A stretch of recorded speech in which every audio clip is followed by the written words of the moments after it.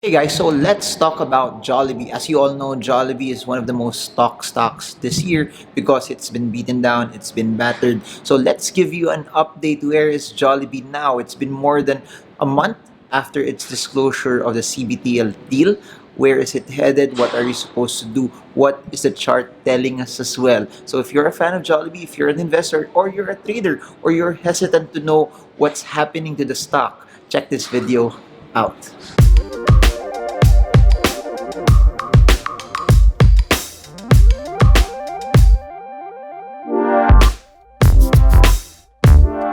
Hi everyone, this is Marvin Kerman. I create daily videos on the stock market with one goal in mind: to help you, to give you the right info so you can trade the markets with confidence, because the stock market is not as hard as what most people think it is. So if you're new to this channel, subscribe, smash that bell so you get updated every time I create new content about the stock market. And please stay till the end so you get to see who the subscriber of the day is. So enjoy this video all about Jollibee.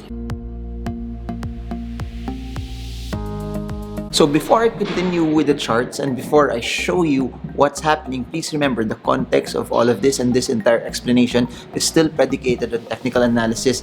It's under the concept that everything you need to know is found on the charts. It's under the concept that everything you need to know is found on what the price is telling us. So if you are a trader, very important for you to follow what the charts are saying. If you are an investor, it's very important for you to know the fundamentals of the stock. So now also, as part of the video, I'll also include fundamentals. I'll also include what the numbers are saying, what the business is actually saying on Jollibee, and you will notice it later. There will be two perspectives on how you can analyze Jollibee as an investment. So I hope you enjoyed the video, and I hope you learn a lot from all of this. So hey guys, welcome to another Stocks by Request session, but this will be ultra special that we're just gonna focus on Jollibee. We're just gonna talk about Jollibee from this point on, and that will be the context from all of this. But before I begin with the technicals, allow me to share to you what were the fundamental drivers that somehow push the stock lower. You have to remember that whatever happens also to the price is also a byproduct of what people perceive it to be, regardless of how positive or negative it may be. So just a couple of things. Number one of the first things that caused somehow a movement downward was, first of all, Jollibee bought CBTL. Now here's the thing about that. People perceive it to be negative, although in my opinion it's something long-term wise. It will position Jollibee to be one of the biggest fast food chains, one of the biggest quick service restaurants in the world. It's been spoken that CBTL had some bad branches where they were not performing as well. The narrative there is basically this, and Jollibee has been doing this for years. Bad branches will somehow they will be given a chance to turn around. If they don't turn around, they will be closed down. Some of the branches that are doing well, they'll try to milk it for all it has. So from this standpoint, it may not be perceived as something that's a positive for the short term, but I really believe that Jollibee won't spend 18 billion just to spend it. I believe the owners of Jollibee are smart enough. I believe the owners of Jollibee know more than 99% of the population that they wouldn't spend this much money if they don't know what they're doing. So that being said, CBTL positions Jollibee to be in other countries, other cities where there's no Jollibee yet. So that's one upside for it. Number two, it places Jollibee now to have around 4,000, 5,000 branches, and it pushes them, no, it nudges them close to be one of the largest chains already in the world. So please remember, Jollibee won't be one of the biggest chains in the world if they're just focused on the Jollibee brand. Because as you all know, as much as I like Jollibee as a brand, though, and there are some foreigners already loving Jollibee, its largest base still are still Filipinos, and it really hasn't hit mass adoption yet, where similar to what Burger King, Carl's Jr., KFC is having, that majority of the world or other nationalities are following, or a big follower of those brands as well. So that's one take. So for them to be able to get grand mass adoption, it really must come to a point where they must acquire other brands that are global, and then infuse the best practices of Jollibee to make them a larger, bigger, and stronger brand as well. So that's one. So the CBTL was a trigger. The CBTL purchase was a trigger. The second trigger was Smash Burger has been known be to be bleeding money. They haven't really been earning as much over the past few years. So for those who don't know, Smash Burger basically is a burger chain in the US. It's Jollibee's position for them to be able to get a larger market as well in the US. I was in San Francisco. I didn't have a chance. I was planning to actually eat their Smash Burger, but I didn't have a chance to go there. But a lot of people who have eaten in Smash Burger have told me that the burgers are quite good. I guess it's just a branding issue. I guess they just have some stores also that aren't as productive. So similar to what I said about CBTL, what the narrative is for Jollibee is they will just try, they're just gonna try to find stores that are not doing well, and they're gonna close it down, and then they're gonna milk the stores that are doing so well. I guess part of their menu as well, they're gonna try to remove products there that are not doing as well. Then they'll customize it, tweak it, and just milk the ones that are making a lot of money. So I think the reversal will also happen as CBTL is fully integrated and CBTL suddenly starts earning lots and lots of money for Jollibee, and Smash Burger also starts to turn around as well. So those will be possible triggers as well. And the second thing is this, the third thing I mean, is when they released their second quarter results, Jollibee's net income was 1 billion pesos. Don't get me wrong, 1 billion pesos is a very, very large amount of money. It's larger than a lot of the companies here in the Philippines. However, it dropped more than half from where it was comparing it last year. So the second quarter earnings 2018 of Jollibee was much higher than where Jollibee is today. So primarily those were the large triggers. So if you notice, triggers from the candlestick, the triggers from the charts, you would notice that the larger movements down were predicated by those news items and those fundamental triggers that have caused Jollibee to go lower. But that being said, let's continue and let's look at the charts as well. So if you'd like to look at the charts of Jollibee now, it's quite interesting because if you would try to zoom out, this is how the charts look like from 2017. So what I do is basically this. If I connect this together here, it forms some sort of a trend line. So that being said, the trend that started March 2017 happened to be broken also last July. So if you notice also the narrative, the breakdown happened somewhere here. And if you tie it all together, the breakdown happened also not even way before, but just before the major disclosure of the CBTL deal. So what does that mean? The major trend break caused a trigger also for Jollibee to be actually sold down. So please remember this.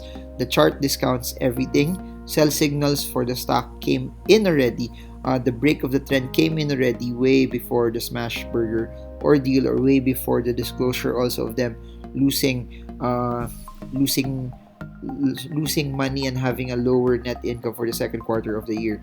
That being said, also let's try to zoom in to the shorter trend of the charts. The reason why I wanted to start further is that as you all know, for those who have attended our sessions in technical analysis, the longer the trend, the stronger the support. The stronger the support, if it gets broken, what used to be the support that's protecting it will now be the resistance that will somehow try to block it as well. So this is one signal telling us that the stock is out of its long-term uptrend.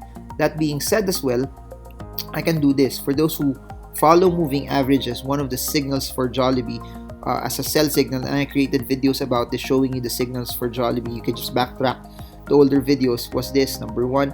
This one. It broke these two moving averages with a large red candle as well. Then, if I try to plot another support line here, it also broke down at this point in time. So you have a breakdown from the large candle, you have a breakdown from the moving averages, then you have another breakdown from this support line. That being said, also way before all of the news came out, Jollibee also broke the 200-day moving average. If you all know my narrative, I always tell people that the 200-day moving average is a very, very, very, very, very, very strong support.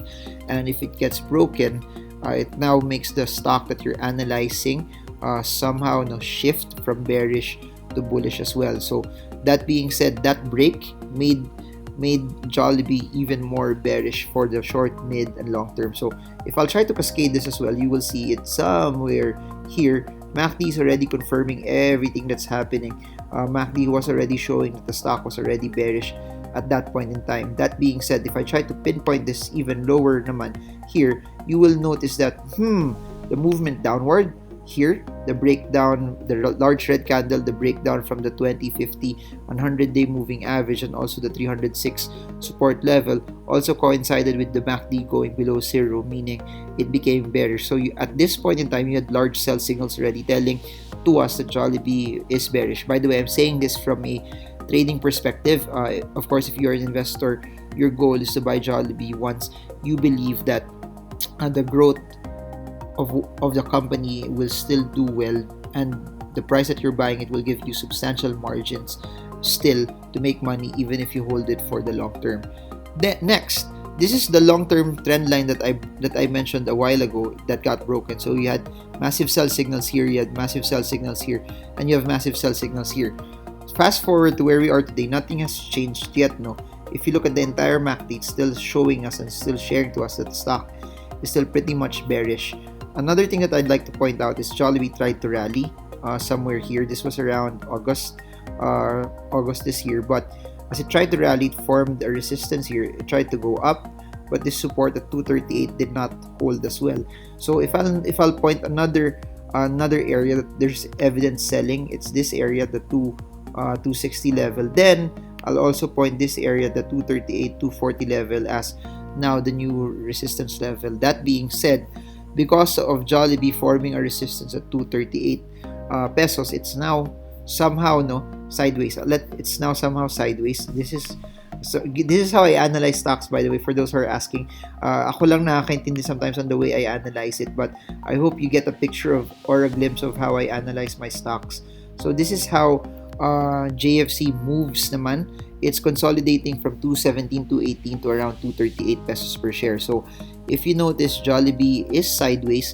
The support is 217.5, which it hit last August, then it bounced, hit the 238 level, tried to do it again in August, hit that, then you have a smaller and you have a decline after hitting it last August 30 and September.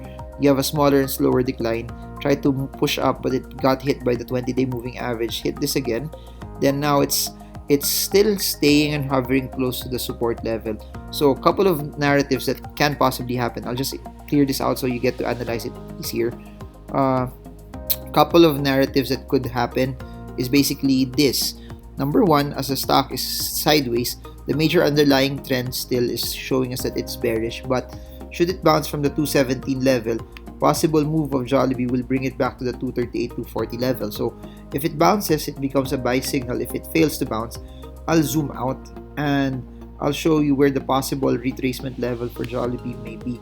So that being said, if you notice it here, you could possibly peg a support level around this area, 197, and another one here. So why am I saying this? If Jollibee fails to hold the 217 level, possible drop for it will bring Jollibee to around 196 for the short term. If Jollibee fails to hold the 196 level, next possible retracement will bring Jollibee to the 177 level for the short term. That being said, also, all of the moving averages are denoting that Jollibee is still bearish. All of the price and momentum oscillators are still denoting also that Jollibee is bearish. So as of this point in time, there's still no reversal upward. As of this point in time, for those who know how to build trend lines, you can also connect this together. It's now trying to form its own version of a downtrend as well. So from a position trading standpoint, this is where Jollibee is. From a quick trading standpoint, this is where Jollibee is. I forgot to mention this earlier, but trading 12-month valuation of Jollibee, PE ratio is around 35. So it's still relatively at the higher end. It's not anymore in the 40s. Please remember, Jollibee's PE ratio at times were hitting above 40 plus. It was noting that it was relatively expensive for that particular period in time. Now, a couple of things should happen for it to actually reverse. Number one, it's very, very, very important that it tries to pierce this level so that you know that this particular downward trending line is broken. Then number two, so that you know also that it's escaping already from the sideways notion of the stock. But I really believe for it to push higher, it must break past the 20-day moving average, which is quite far as of this point in time. But for it to reverse into an uptrend, it must break that level. And don't worry guys, I'll keep updating you should it start to happen. So are there fears that Jollibee is a bad company? Please know this. Jollibee is an amazing company. Jollibee is a good company run by great entrepreneurs, that if you believe in the company, you believe in the brand, you believe on what they can do to turn it around, you could use areas of weakness as times for you to start buying if you are an investor. I repeat, if you believe in the company, you believe that they will turn this around, they will turn Smashburger and CBTL around, that they're placing the necessary steps to be able to make those companies profitable and better. You buy every time you believe valuations wise and you believe the price at a certain point is cheap already. That's an area for you to start coming in. If you're a trader and you respect charts, quick traders, just trade the 270 and 240 range. If 217 does not hold, stay away first. Wait for it until you see it start to reverse upward. If it breaks out from 240, the possible narrative is it could go back to the 270, 280 level, but it must break out from the 200-day moving average for it to actually start to push up and go and move higher as well. So I hope you guys enjoyed a lot in this video and it gave you clarity as to where Jollibee is. As you all know, from 328 to 220, it's quite a steep drop. That's why the name of the game, if you want to win, is you trade based on your strategy, you trade based on your conviction, you trade based on what your discipline is telling you, that you don't rely on the crowd, you don't rely on what everyone else is telling you, because if you rely on what everyone else is telling you, then you will end up like everyone else. You will end up average. You won't be able to succeed when you trade the markets. That's why videos like this are so relevant, because I'm here to give you information so that you can process it, and I hope you use this information to help you trade the markets with confidence. So I'm still here in Qatar. It's my third day here. We're here for Stock Smarts Qatar. The first session actually starts tonight, so I'm dropping this video so that you guys can actually see it. And for those who are from Qatar, I hope you guys learn from our sessions as well, because everything that I'm doing right here is to educate you, just to give you the right information so that you can use fundamentals and technicals to your advantage. So tonight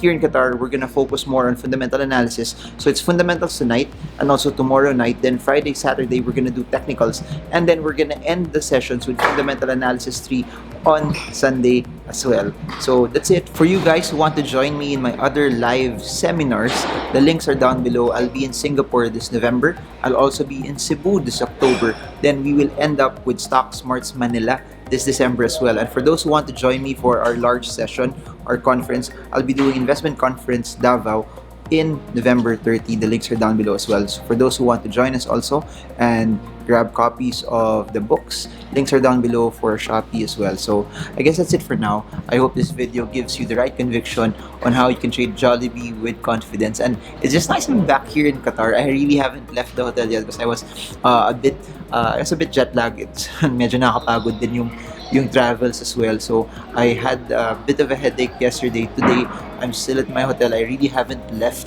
I really didn't go out except for dinner last night, where I went out to eat some food. But today, I'm staying in the hotel, getting ready for the seminar tonight. So I hope this video helps you trade well, trade strong, trade smart. Marvin Girmo from Doha, Qatar. See you all again soon, and God bless you all.